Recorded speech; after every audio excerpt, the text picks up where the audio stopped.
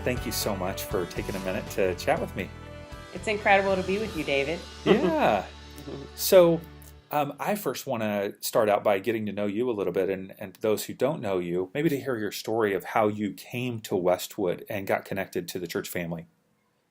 Well, we joined the Westwood Church. We started coming to Westwood United Methodist Church about 10 years ago. I have two kids. My husband and I have two kids, Elliot. We have a 14-year-old Maxwell and a 10-year-old Laurel. And after Laurel was born, we started looking for a church home. My husband was raised Presbyterian. I didn't attend church growing up. I mean, I was, a faith of a Christian, but I didn't have a church denomination to which I belonged. And so we started looking around for a church home and actually came to the Methodist Church by way of my, social justice background. I'm an attorney and I had worked with social justice organizations. And I wanted to make sure that whatever church I went to did not have policies that conflicted with my social civil liberties background. And the United Methodist Church, particularly in the Los Angeles area, was a really good fit. And we started visiting different churches. And when we got to Westwood, my son was actually the one who said, I don't want to go to another church. I like this church. Let's stop visiting. And so we started attending. And then when my daughter was 2, actually she and I both were baptized together. So that was about 8 years ago now. So we've been in the part of the church community ever since. That is awesome. Very cool.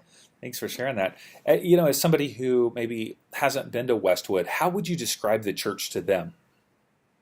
Well, it's a very warm and welcoming community, and the sanctuary. We attend the sanctuary service, and the sanctuary is just so inspirational and moving to us for our faith and worship experience. And John and the pastoral staff that has at Westwood, including Chris and among others who have been there in the past, Greg Norton and folks like that.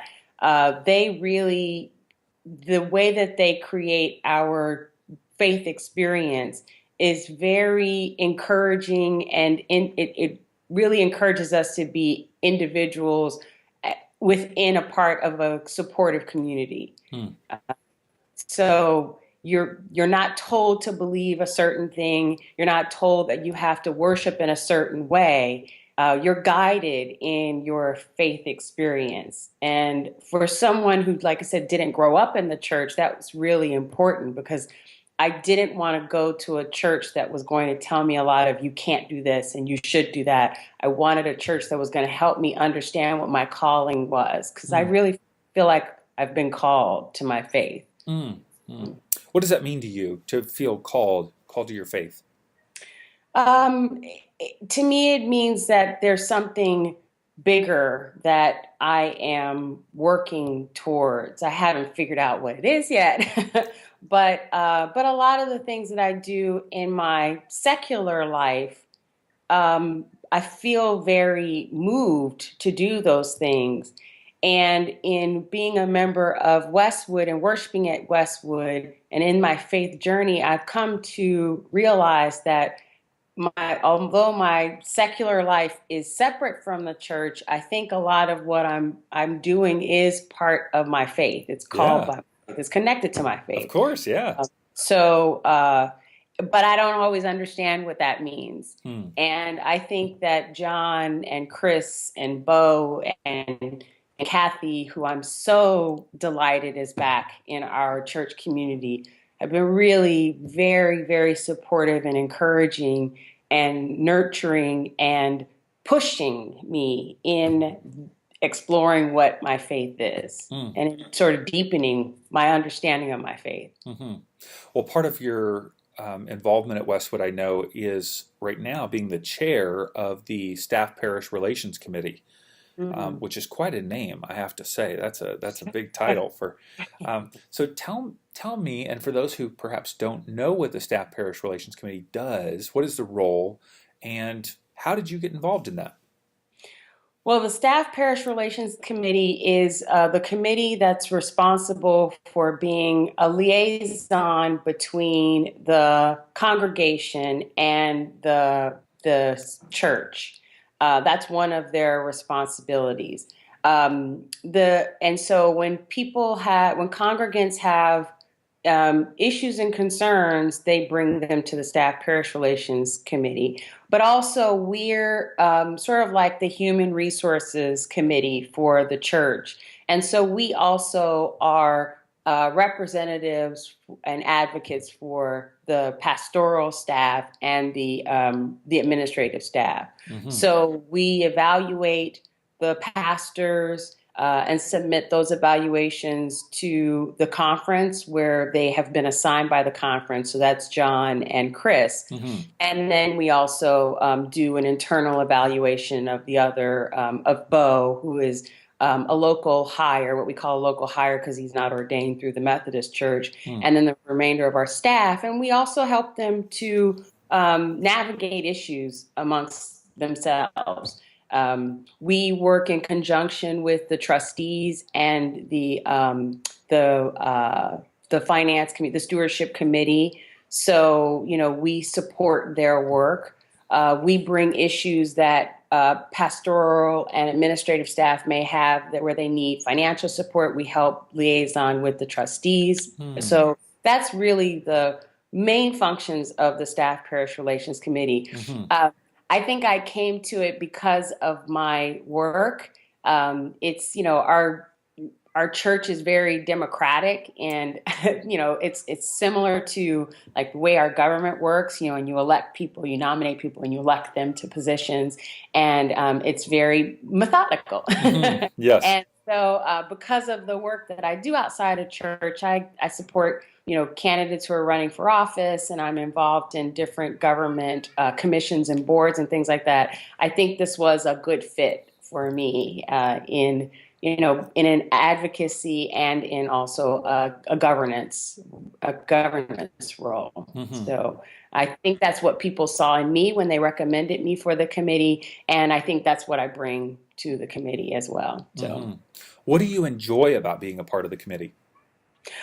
getting to know everyone, and I meet with and over the years have met with all of the staff and all of the pastors, and I get to know them both in the context, like personally, as well as as my faith leaders and our support network at the church. I also get that interface with the conference, with our CalPAC conference. As the chair, I'm one of the delegates to the annual conference. And so that allows me to attend the conference each year, and it allows me to vote on different resolutions and rules that come up that affect the life of our church. And we have a very engaged and thoughtful intellectual community at Hmm. Westwood.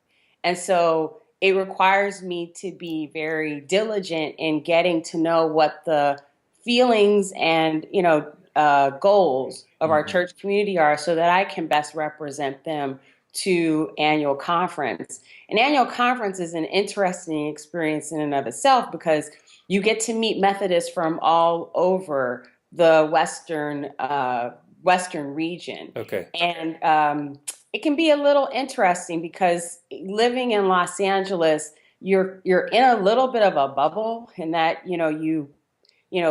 while it's diverse in ethnically and culturally and socioeconomically, there are sort of things that aren't present, and you are reminded that although we are all on a similar United Methodist journey, the paths that we take don't always look the same. Hmm. And it really is it challenges you to remain both open-minded and respectful and committed. So it's a really a wonderful deepening experience to have, to be able to represent our church in that capacity. Hmm.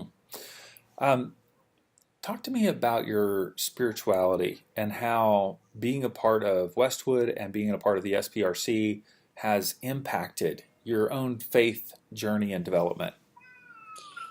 Um, it, it is evolving. It definitely is evolving. I have to say that when I first came to Westwood, I was a bit insecure about my faith because I felt like because I didn't grow up in the church and I didn't have the Bible memorized and, that my authenticity as a Christian was not, I wasn't credible enough Mm. as a Christian. So I was hesitant to really speak about being a Christian. And, and over the years, obviously come out of that notion. And although I'm not a loud vocal Christian like a lot of people can be, I still am very confident in my faith.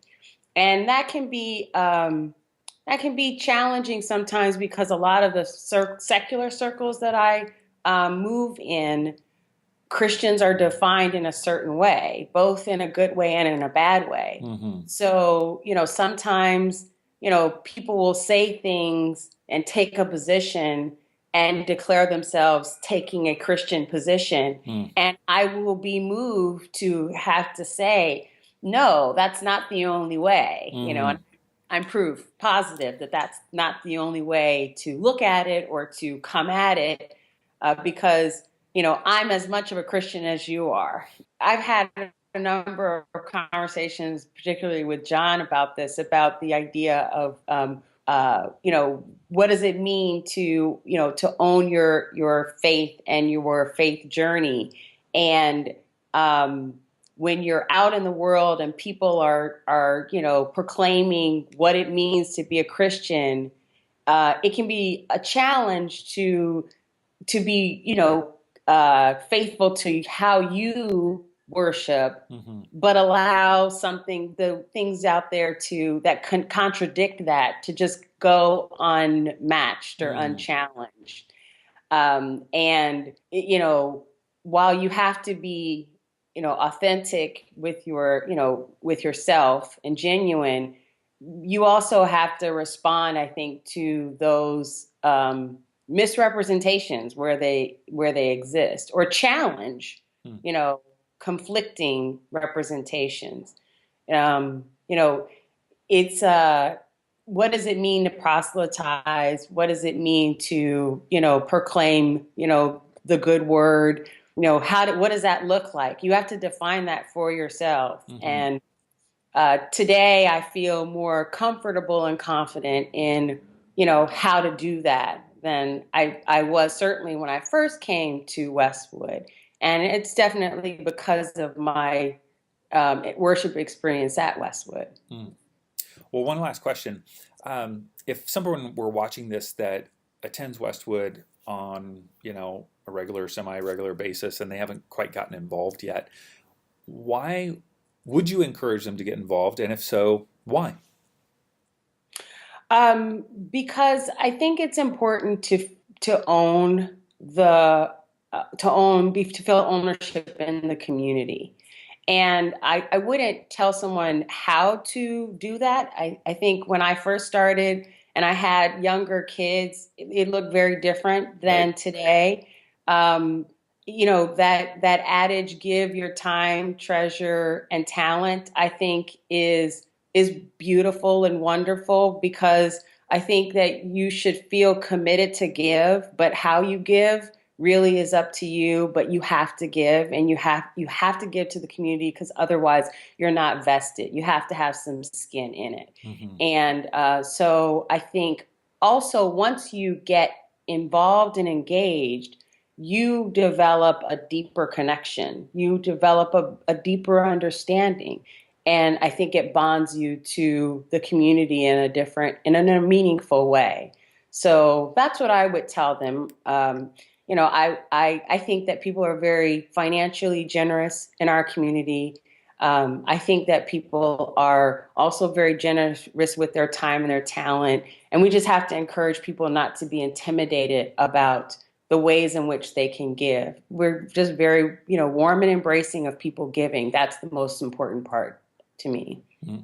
Well, I'm inspired by you, and Thank you. yeah, absolutely. You got me Thank you. fired up. You're passionate. You're ready to go. You got people Good. going. So I I lo- am. I really love. I love the Westwood United Methodist community. It's been there for me. They don't even know all of the ways, but I really appreciate being able to give back to the community. So it's an important part of my family's life.